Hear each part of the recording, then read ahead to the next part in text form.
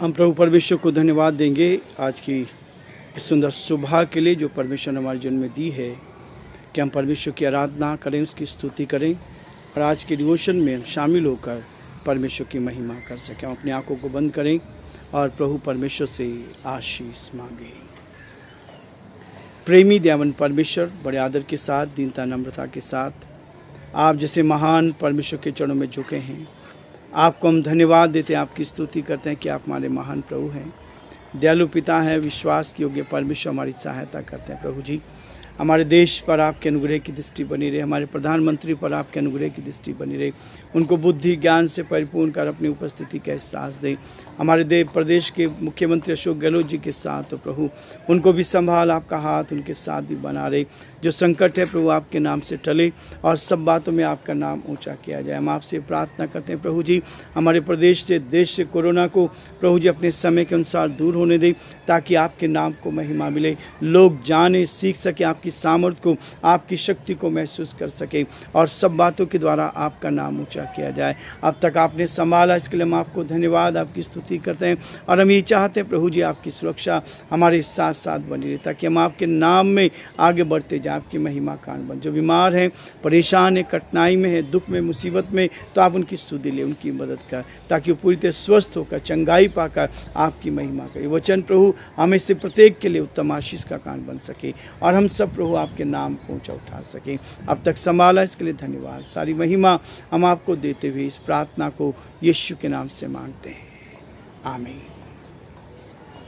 हम प्रभु की महिमा के लिए उस गीत को सुनेंगे।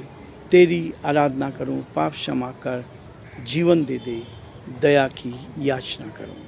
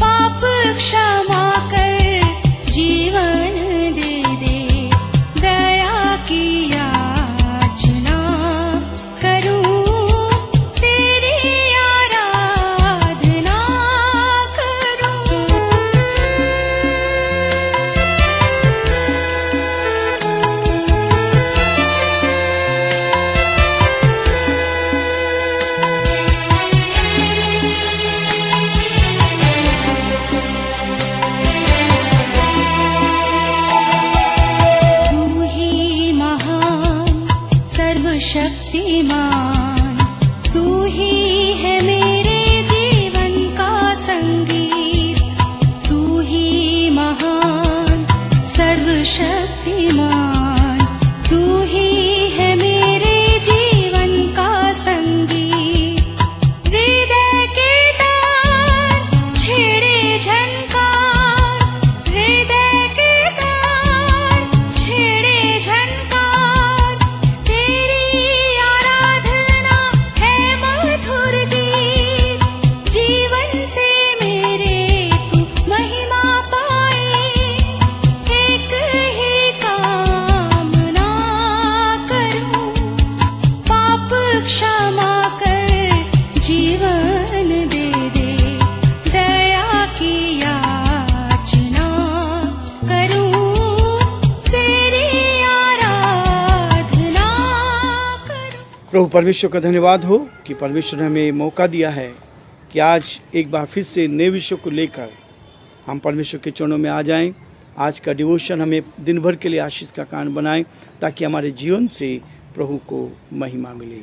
परमेश्वर का वचन भजन संहिता उसका 99:8 पद में कह रहा है, साम 99 वर्स 8। बहुत सुंदर भजन है और यदि हम इसको शुरू से पढ़ते हैं परमेश्वर की विश्वास योग्यता। आज का विषय है परमेश्वर का दीपक जो कभी बुझता नहीं है। परमेश्वर का दीपक कभी बुझता नहीं है। यहाँ कहता है, पूरे वचन को हम पढ़ेंगे ताकि इसके द्वारा भी हम आशीष को पाएं। यहोवा राजा हुआ है, देश देश के लोग कांप उठे और करूबों पर विराजमान है, पृथ्वी डोल उठी। यहोवा सियोन में महान है, वह देश देश के लोग के ऊपर प्रबल है। वे तेरे महान और भय योग्य नाम का धन्यवाद करें। वह तो पवित्र है, राजा की सामर्थ न्याय से मिल सकती है।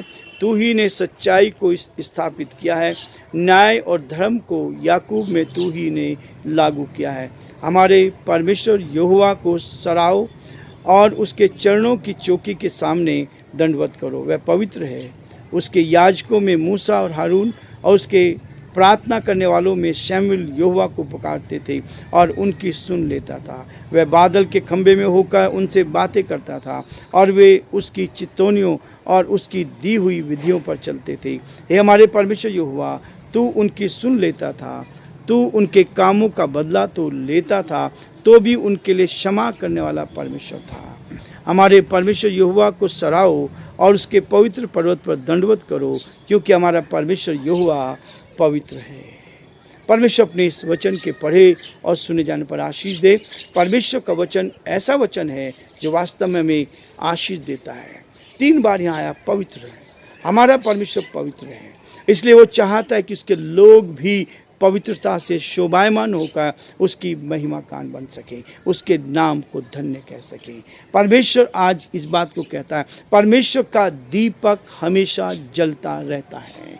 यहाँ पर लिखा है कि 6 पद में कहता है, उसके याजकों में से मूसा और हारून, उसके प्रार्थना करने वालों में शमूएल यहोवा से पुकारते थे और वह उनकी सुनता था। परमेश्वर सुनने वाला परमेश्वर है। किनको? जो उसके याजक थे, जो उसके पवित्र लोग थे, जो उसका भय मानते थे, जो उसके साथ जीवन व्यतीत करना चाहते थे, जो हर समय उसके साथ रहने का प्रयास करते थे, जो हर समय परमेश्वर के साथ जीवन व्यतीत करना चाहते थे, उनकी प्रार्थनाओं को सुनता था। तू उनके कामों का पलटा तो लेता था, तो भी उनके लिए क्षमा करने वाला ईश्वर था। जो पाप हम करते हैं, उस पाप का परिणाम तो हमें मिलता ही है, लेकिन परमेश्वर हमें क्षमा भी करता है। वो क्षमा करने वाला परमेश्वर है। विवेक परमेश्वर की ओर से अनुपम वरदान है। जो विवेक हमें दिया गया है, ये परमेश्वर की ओर से एक वरदान दिया गया है, और यही है वरदान जो हमारे जीवन को, हमारे विवेक को शुद्ध करता है, पवित्र करता है। यह परमेश्वर का दीपक है जो मन की आंतरिक बातों को खोज करता है। नीति वचन उसके 20 अध्याय 27 पद में ये स्पष्ट कहता है, यह परमेश्वर का दीपक है जो मन की आंतरिक बातों को खोज करता है। आंतरिक बातों की खोज करता है। हमारा विवेक अंदर क्या चल रहा है, हमने क्या प्लानिंग की है, क्या हमने परमेश्वर के साथ प्लानिंग की है या हमने शैतान के साथ प्लानिंग की है। यहाँ डिफरेंस रहता है। यहाँ हमारे अंदर हमारा विवेक हमें इस बात के लिए कचोटता है। विवेक को कभी कभी मनुष्य की आत्मा भी कहते हैं। ये विवेक जो है, ये इसको परमेश्वर की आत्मा का भी रूप दिया जाता है। 1 कुरिन्थियों उसका 2 अध्याय उसके 11 पद में इस बात को हम देखते हैं।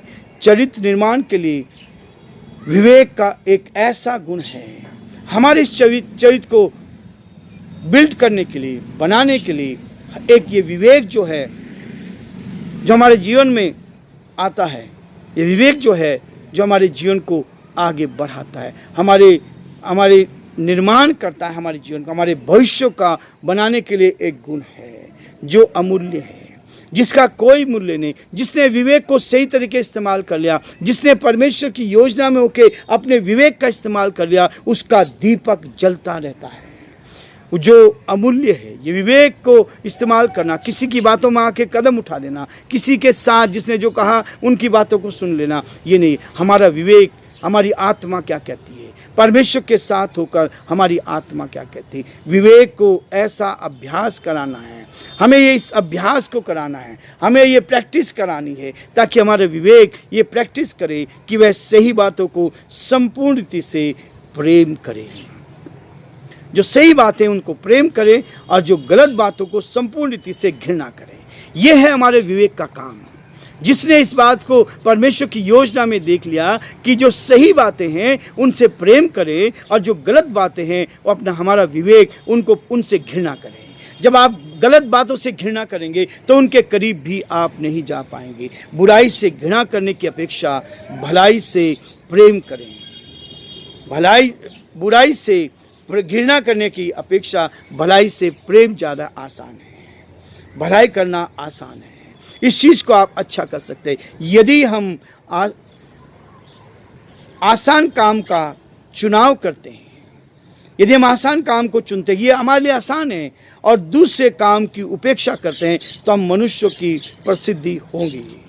जो आसान चीज़ है उनको हम लेकर काम करते हैं तो मनुष्य हमें सराहेगा, मनुष्य की ओर से हमारी प्रशंसा होगी, लेकिन परमेश्वर को प्रसन्न नहीं कर सकते। हम मनुष्य को प्रसन्न कर सकते हैं, लेकिन जो कठिन काम होता है, यदि आपने प्रेम को से प्यार किया है, हम एक दूसरे के साथ करते हैं। यदि आपने बुराई से प्रेम किया है तो ये बहुत आसान है, लेकिन यदि प्रेम आप करते हैं, गलत चीज़ों को छोड़ देते हैं और अच्छी बातों को जीवन में लेते हैं, इससे परमेश्वर खुश होता है। यदि हम भलाई से प्रेम और बुराई से घृणा करें, समान रूप से करते हैं, तो हम परमेश्वर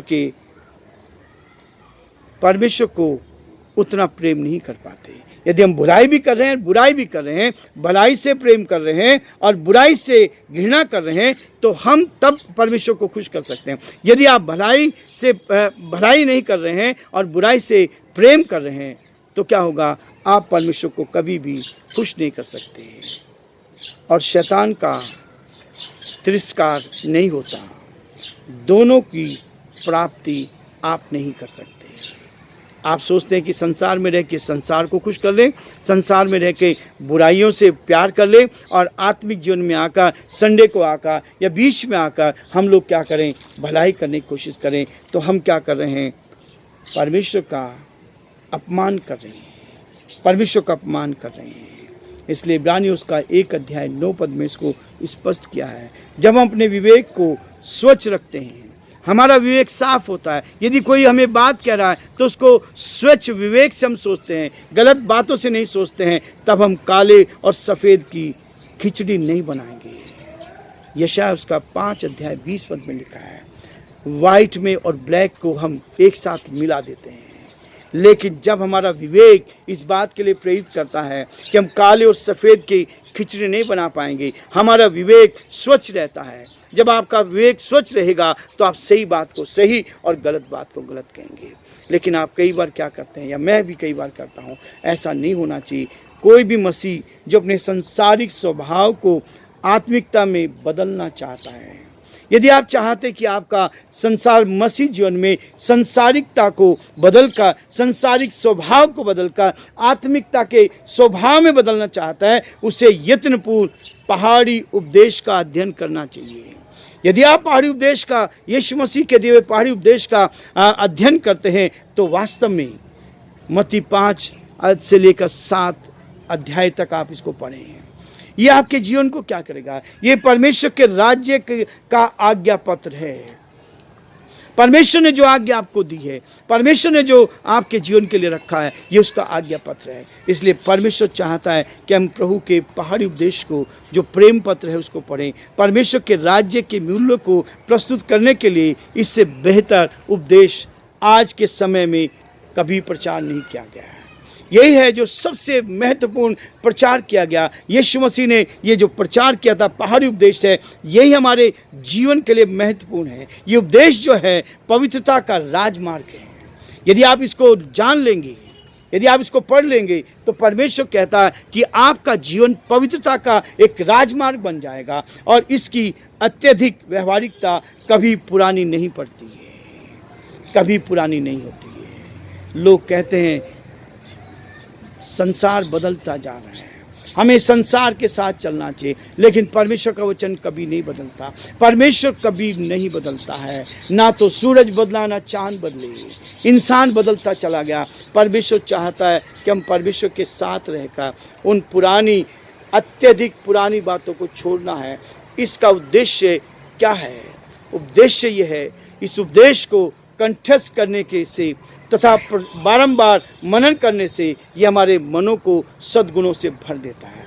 इस वचन को हमें याद करना है। ये वचन हमारे जीवन के लिए आशीष का, आनंद का कारण बन सकता है। ये हमारे जीवन के लिए आशीष में बन सकता है, ताकि इसके द्वारा हम उत्तम आशीष को अपने जीवन में लेकर परमेश्वर की महिमा कारण बने और परमेश्वर के बड़े कार्य को अपने जीवन में देख पाएं, ताकि प्रभु का दया का हाथ हमारे साथ साथ रहता है, ताकि हम प्रभु के उस सत्य राजमार्ग पर चल सकें। ये पहाड़ी उपदेश जो है ये हमारे जीवन को अनेकों गुणों से भर देता है। इसको याद करना है, इनको बारंबार मनन करना है। मनों का सद्गुणों से भरने वाला ये वचन है। इसलिए फिलिपियों का 4 अध्याय में उस बात को कहता है, और यही गुण हमारे शब्दों तथा कार्यों में प्रकट भी होगा। यदि आप इसको पढ़ेंगे तो ये आपके शब्दों में भी और आपके कार्यों में भी ये प्रकट होता जाएगा। जो कुछ हमारे हृदय में है वही तय करता है कि हम क्या कहते हैं। जो हमारे मनों में भरा हुआ है, जो हमारा सोच है, जो हमारा विवेक कह रहा है, वही हमारे मनों में है, वही हमारे विचारों पर आता है, और उसी विचार को लेकर हम अपने जीवन में अपने व्यवहार को करते हैं। लेकिन परमेश्वर इस बात के लिए हमें कहता है, ये इस बात को कहता है कि जो कुछ हमारे हृदय में है वही हम करते हैं, कि हम क्या कहते हैं और क्या करते हैं।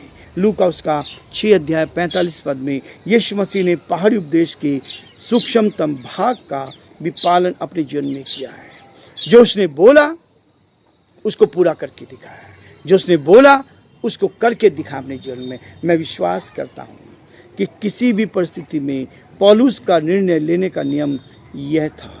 पौलुस अपने जीवन में यह निर्णय लेता था कि परमेश्वर के इस पहाड़ी उपदेश के अनुसार वो अपने जीवन को व्यतीत करे, अपने जीवन को आगे बढ़ाए, ताकि जीवन आगे बढ़ता जाए और प्रभु की महिमा के लिए बढ़ता जाए।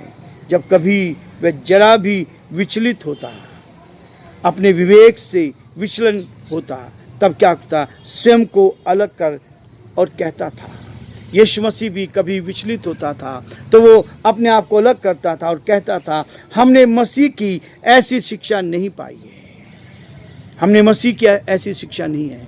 पौलुस के जीवन में इस बात को था। इफिसियों 4:20 आजकल चारों और सुसमाचार से उपदेश दिए जाते हैं, हर कहीं उपदेश हो रहे हैं, उपदेश दिए जा रहे हैं, वह अधिकतर मसीह के चमत्कारों पर आधारित होते हैं। परमेश्वर के चमत्कार, यीशु मसीह के चमत्कारों पर आज के संदेश आधारित होते, ना कि उसकी जीवन शैली पर। उसने कैसा जीवन जिया उस पर हमारे प्रचार नहीं है, लेकिन हमारे प्रचार क्या है? चंगाई पर अधिक प्रचार होते हैं। हम मसीह के जीवन का अनुकरण किए बगैर ही उसकी सामर्थ्य का अनुभव करना चाहते हैं। हम उसके जीवन को, उसके व्यवहार को, उसके आचरण को अपने जीवन में लें, और लेकिन उसको नहीं लेते हुए हम चाहते हैं कि हम उस जैसी चंगाई प्राप्त करें। उसका आचरण, उसका अनुभव, उसकी सामर्थ्य हमारे जीवन में आनी चाहिए। यह हमारी सेवकाई के खोखलेपन की व्याख्या है। इससे हमारी सेवकाई क्या है? अंदर से खोखली है। यदि हम मसीह के अनुसार नहीं चल रहे, हमारा व्यवहार मसीह के अनुसार नहीं है, हमारा व्यवहार परमेश्वर के वचन के अनुसार नहीं है, तो हम खोखले हैं अंदर से। हमारा आत्मिक जीवन केवल ऊपरी सेवकाई कर रहे हैं, संसार को खुश करने के लिए हम इसको करें। पवित्रता मसीह का की समरूपता से कुछ अधिक या कम नहीं है। पवित्रता के लिए अपने जीवन को हमें बिताना है, हमें परमेश्वर की आज्ञा का पालन करना है, हमें संसार में अपने बड़ों की आज्ञा का पालन करना है, हमें प्रभु के सेवकों की आज्ञा का पालन करना है। और इसलिए वो कहता है, वह जो मसीह के जीवन का अध्ययन करने में स्वयं को झोंक देता है। हम लोग सोचते हैं हम अध्ययन कर रहे हैं, हम अपने आप को समय में लगाते हैं, लेकिन वो कहता है वह निश्चित ही मसीह के समान बन सकता है, पर हमारे व्यवहार में, रोजमर्रा के जीवन में ये चीज़ होनी चाहिए, तभी आप जीवन में आगे बढ़ पाएंगे।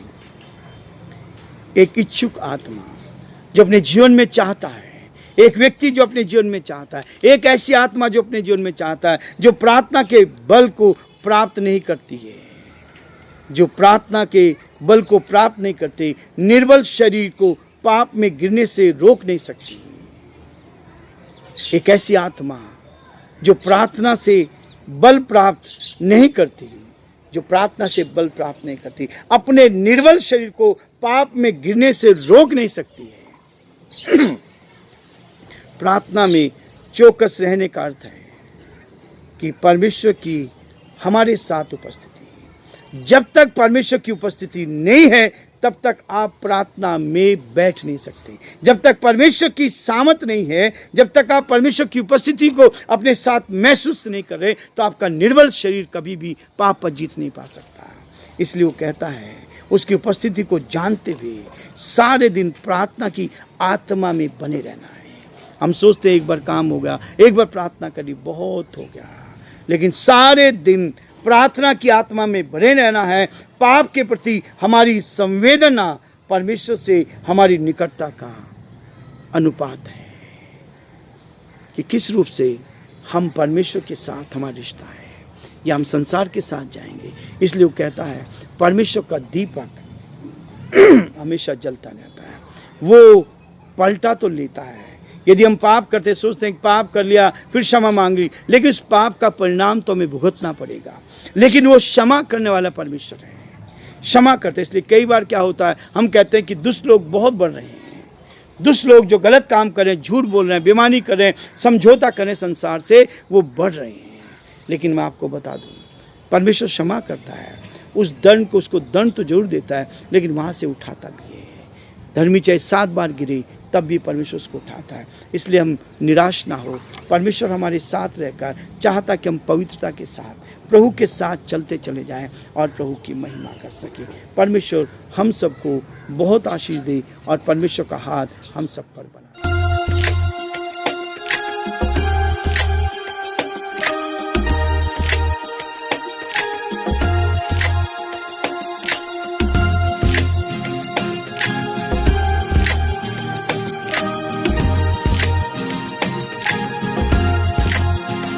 यहोवा तेरा नाम सबसे ऊंचा है। यहोवा तेरा नाम सबसे ऊंचा है। कोई भी नहीं यहाँ दूजा है। यहोवा तेरा नाम सबसे ऊंचा है।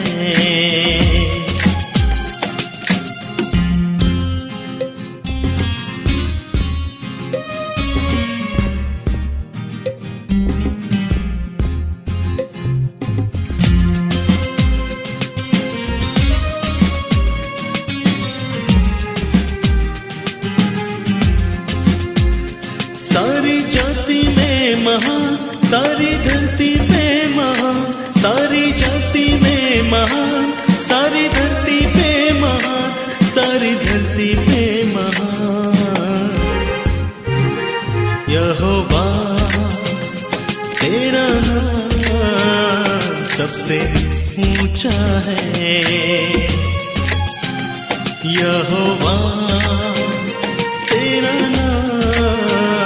सबसे ऊंचा है।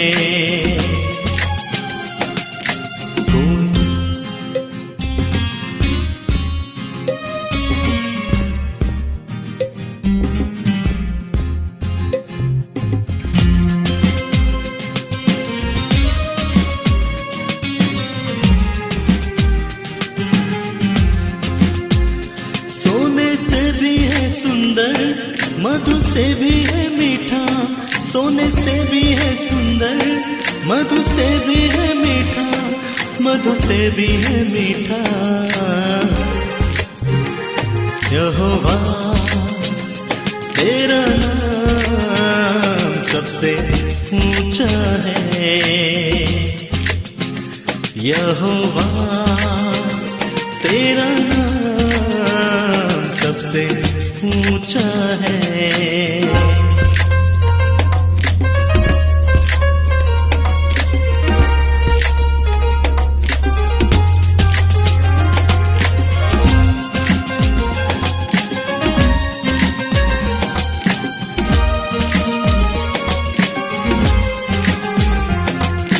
आखिरी पल में सांसें भरते हैं, तेरे नामों से आगे बढ़ते हैं।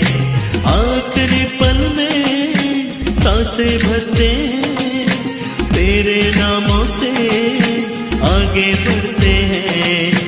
आगे बढ़ कर के तू थाम लेता है, आगे बढ़ कर के तू थाम लेता है। सारी खुशियों से तू दामन भरता है, सारी खुशियों से तू दामन भरता है। यहोवा तेरा नाम सबसे ऊंचा है। यहोवा